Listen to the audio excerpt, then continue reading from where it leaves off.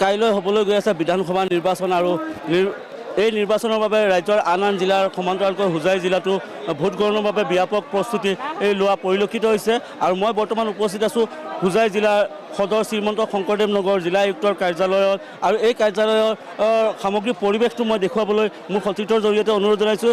এয়া হৈছে হোজাই জিলা আয়ুক্তৰ কাৰ্যালয়ৰ বিনাকান্দি সমষ্টিৰ বাবে নিৰ্ধাৰিত কৰা স্থান আৰু ইতিমধ্যে এই যি কক্ষ আছে এই কক্ষত যিসকল বিষয়া কৰ্মচাৰীয়ে ভোট ল'বলৈ যাব তেওঁলোকে আহি ব্যাপক তৎপৰতা দেখুওৱা পৰিলক্ষিত হৈছে আৰু তেওঁলোকে ইতিমধ্যে ইয়াৰ পৰা যিসমূহ বয় বস্তু আছে সেই বয় বস্তুসমূহ লৈ নিজৰ নিজৰ ভোট কেন্দ্ৰলৈ যাবলৈ ইতিমধ্যে তেওঁলোকে প্ৰস্তুতি লোৱা পৰিলক্ষিত হৈছে। এই মুহূৰ্তত আমাৰ NKTV দৰ্শকক আমি এটা তথ্য দিব বিচাৰিছোঁ যে হোজাই জিলাত মুঠ ভোট কেন্দ্ৰ হৈছে 984টা, তাৰে ভিতৰত বিনাকান্দি সমষ্টিত আছে 345টা। হোজাই জিলাত এইবাৰ মুঠ ভোটাৰৰ সংখ্যা হৈছেগৈ 7,64,619 গৰাকী আৰু সমান্তৰালভাৱে বিনাকান্দি সমষ্টিত মুঠ ভোটাৰৰ সংখ্যা হৈছে 2,96,000 এগৰাকী, তাৰে ভিতৰত 1,36,299 গৰাকী আছে পুৰুষ ভোটাৰ আৰু মহিলা ভোটাৰৰ সংখ্যা হৈছে 1,30,699 গৰাকী আৰু তৃতীয় লিংগৰ ভোটাৰ হৈছে 3 গৰাকী।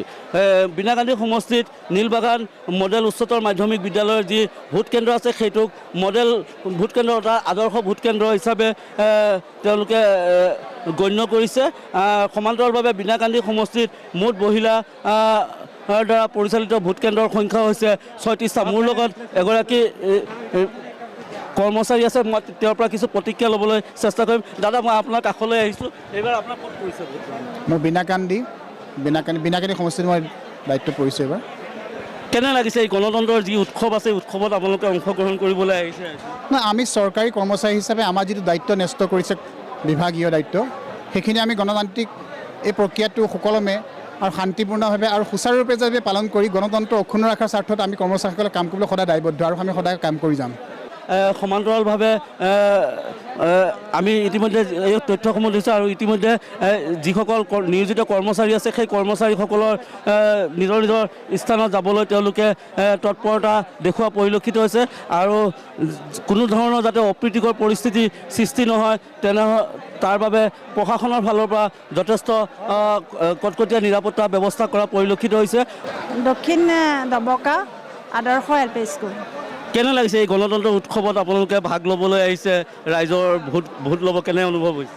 ভাল লাগিছে মানে নতুন অভিজ্ঞতা এটা হ'ব। এইবাৰ মই ফাৰ্ষ্ট আহিছোঁ, পুলিং ষ্টেচনত এইবাৰ ফাৰ্ষ্ট আহিছোঁ।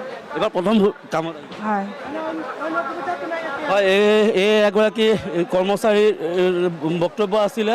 আগতে লৈছিলোঁ, কিন্তু পঞ্চায়ত ইলেকশ্যনত যোৱাবাৰ লৈছিলোঁ। তাৰ আগতে মই এছেম্বলি ইলেকশ্যনত ল'ব পৰা নাছিলোঁ, তেতিয়া মই ছুটীত আছিলোঁ। এইটো 2 নম্বৰ নিৰ্বাচন? হয়, 2 নম্বৰ। আৰু মানে যিখিনি ট্ৰেইনিং দিছে সেইখিনি ঠিকেই কৰিছোঁ। বাকী থকা কামখিনি এতিয়া ভালকৈ হ'লে মানে ভাল লাগিব আৰু অলপতো কষ্ট হ'বই আৰু গোটেইখিনি। পিছে গৈছিলে নে? আগতে প্ৰিজাইডিং কৰিছোঁ, কিন্তু এবাৰ অকণমান মই খেলি মেলি পাইছোঁ কিছুমান ক্ষেত্ৰত। এবাৰ ভালেই লাগিছে বাৰু, মোৰ ফাৰ্ষ্ট এইটো প্ৰথম পাইছোঁ, বেয়া লগা নাই। চবৰ লগতে কাম মিলিজুলি কৰিম আৰু ভালকৈ যদি হয় সেইটো আশা ৰাখিছোঁ। নিশ্চয় ভাল লাগিব। এটা আমাৰ ডেম'ক্ৰেটিক এইটো চবৰ এটা মানে এনেকুৱা ধৰণৰ এটা পৰিৱেশ, এটা ফেষ্টিভেলৰ নিচিনা এটা পৰিৱেশ এটা হৈ আছে। চ' নিশ্চয় মানে বহুত ভাল লাগিছে। ৰাইজে হিলদোল ভাঙি আহিব বুলি আশা কৰিছে। আগে পিছে গৈছে নে? নাই, এইটো ফাৰ্ষ্ট টাইম। হয়।